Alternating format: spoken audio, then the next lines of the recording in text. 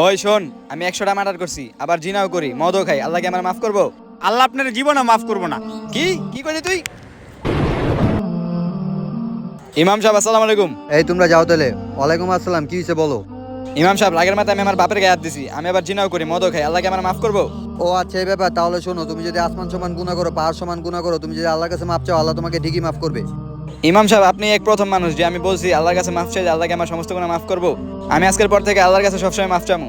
হে আল্লাহ, আমি তোমার কাছে তওবা করলাম, তুমি আমার সমস্ত গুনাহ মাফ করে দিও। ভাই, নামাজের টাইম হয়ে গেছে, আমি তাহলে নামাজে যেয়ে আসি আমি।